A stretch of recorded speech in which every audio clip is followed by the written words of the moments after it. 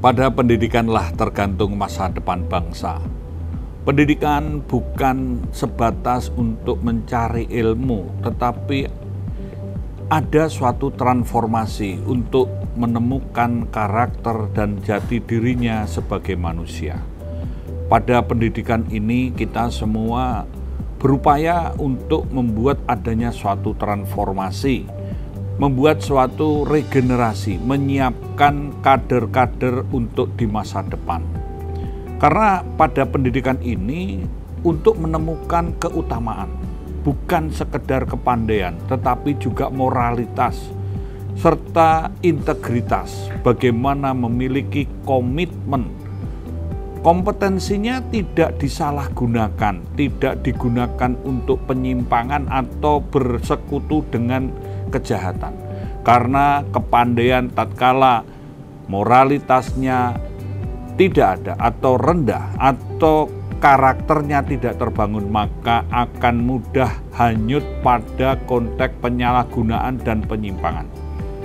Orang-orang yang pandai, orang yang memiliki kompetensi kemampuan, tatkala melakukan kejahatan maka sempurnalah kejahatannya, dan di situ semua akan berdampak luas. Oleh sebab itu, pendidikan merupakan suatu bagian penting mendasar untuk membangun karakter, membangun suatu integritas agar generasi mendatang memiliki suatu pemikiran, suatu keyakinan, suatu kemampuan untuk sadar bahwa dirinya memiliki tugas, tanggung jawab, dan disiplin.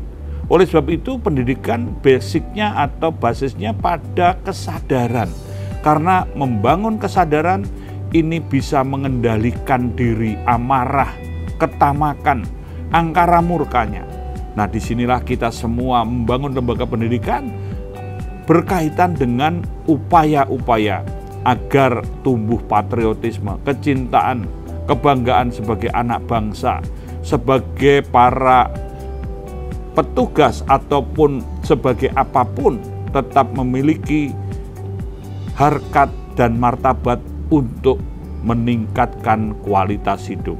Oleh sebab itu, pendidikan memang salah satu kuncinya pada gurunya, pada institusinya, pada sistem transformasinya. Maka disiplin, tanggung jawab, dan kesadaran inilah kuncinya.